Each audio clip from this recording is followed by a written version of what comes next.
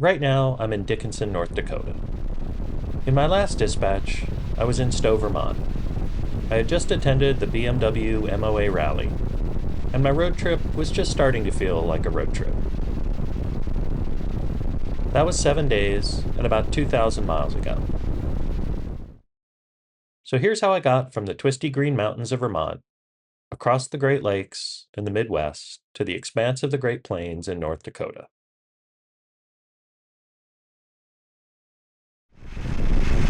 Day 10. I left Stowe and rode up to Grand Isle, a chain of islands in Lake Champlain. The weather was perfect, and there were wonderful views of the lake. I crossed into New York at Rouse's Point, about a mile from the Canadian border. But rather than crossing into Canada there, I spent the day on routes 11 and 37, the Seaway Trail along the U.S. side of the St. Lawrence. It was the first time I'd ever been in that part of New York. Open, rolling, and quiet. The kind of riding that doesn't demand too much of you. I crossed the border into Canada over the Ogdensburg-Prescott International Bridge. If you're riding that way on a motorcycle, you should know it's an open grade surface. I passed through immigration and rode straight up to Kanata. On day 11, I rode up through North Bay to Sudbury. But first, breakfast in Kanata with Ivan, a fellow K1600 rider from the forums who'd reached out when he saw I'd be passing through. We didn't get a chance to ride together, but we sat down for a meal, talked bikes and roads, and I left a little bit more connected to where I was going. That's the best thing about the motorcycling community. If you're enjoying these dispatches, a like and a subscribe go a long way. It helps more riders find the channel. The ride up was mostly highway, with the occasional scenic section. But just before North Bay, I hit a cell that dropped about a half an hour of rain.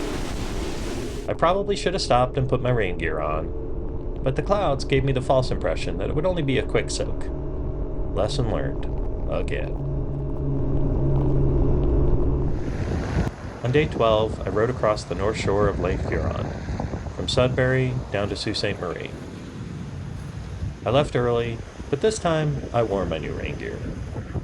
And it was cold and wet for about 3.5 hours, nearly all the way to the U.S. border. But the new gear performed well. I was chilly, but I was dry. I crossed back into the U.S., and I arrived at my motel way too early for check-in. So I walked across the street, and I watched the ships transit the Soo Locks. One in particular, the Shoveler, a 607-foot grain carrier. It was huge, and I watched in amazement that it maneuvered in what I thought was a pretty heavy wind into the Po Lock, with only about 16 feet of clearance on each side. That evening at dinner, I ended up talking with 2 corporate pilots who were in town for work, and it turned out that both of them rode motorcycles. We talked shop for a while. 2 worlds that turned out to have more in common than you'd think.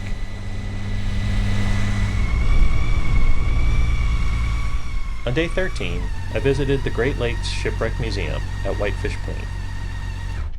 If you've ever heard the Gordon Lightfoot song, you know of the Edmund Fitzgerald. The museum does justice to the story and the 29 men who lost their lives on her.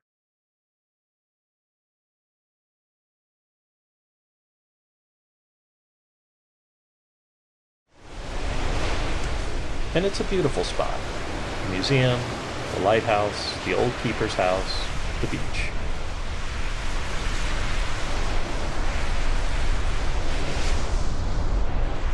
On a bright sunny day, it was peaceful. I can only imagine what it looks like when the November storms come through. After the museum, I rode the Tahquamenon, which I've been told rhymes with phenomenon, Scenic Byway. Flowing, lush, green, one of those roads that earns its Scenic Byway status. I stopped at the Upper Falls, where you can get right up next to the brink. and on the way back to the bike, I had the honor of being the very first customer of the season at the barbecue truck parked at the visitor center. I have no regrets about that.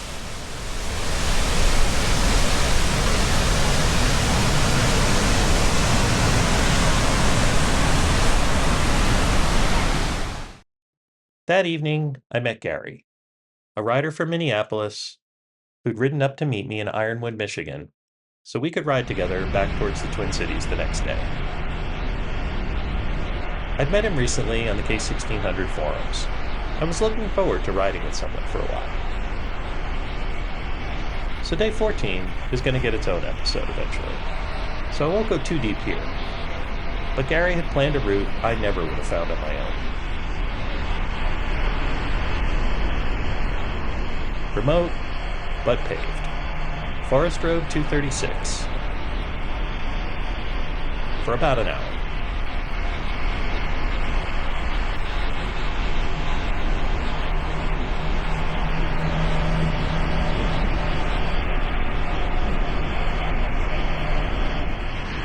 Then another hour or so through Lake Country on County Highway H and the Delta Drummond Road.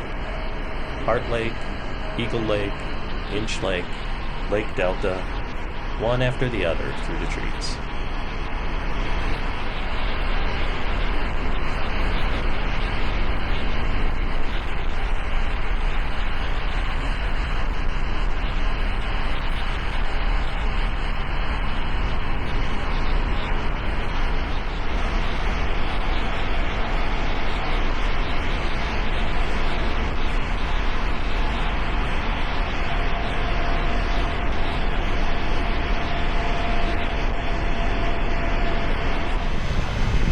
We finished the day by riding down to Taylor's Falls on the St. Croix River on the Wisconsin-Minnesota border.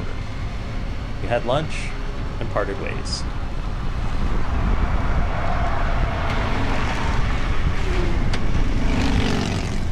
It's a humbling thing when someone you've never met goes that far out of their way just to share a road with you for the day. If I'm ever riding through your part of the world and you want to share the road for a while, reach out.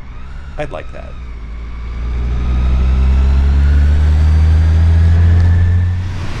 That evening, I made it to St. Paul and had dinner at the Locks with Daniel, a friend and former colleague I hadn't seen in person in years. Good food, good conversation, and a long overdue catch-up.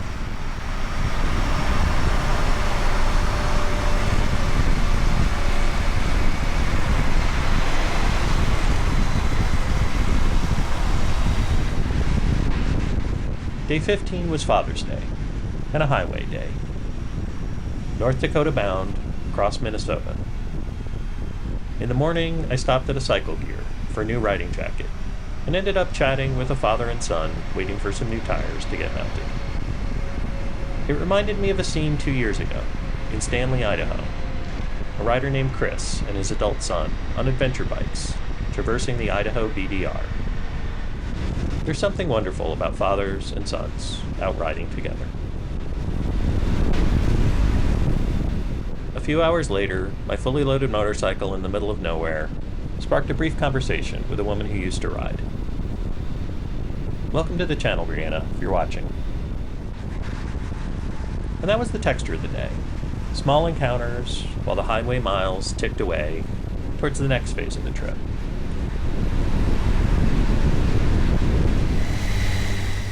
Day 16, today. Jamestown to Dickinson, North Dakota. I made one stop I just couldn't pass up. Jamestown is home to the world's largest bison statue. 26 feet tall, 60 tons of concrete, built in 1959. I'm a sucker for a good roadside oddity. No apologies.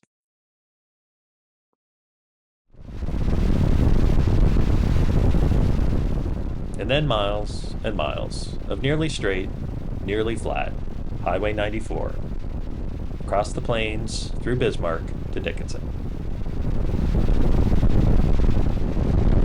Over the next few days, I'll be exploring the Theodore Roosevelt National Park, and I'm also planning to ride the Killdeer Mountain Four Bears Scenic Byway. 64 miles I've been told are worth the detour, so I'll keep you posted. Until the next ride, be safe, be curious, and keep meandering.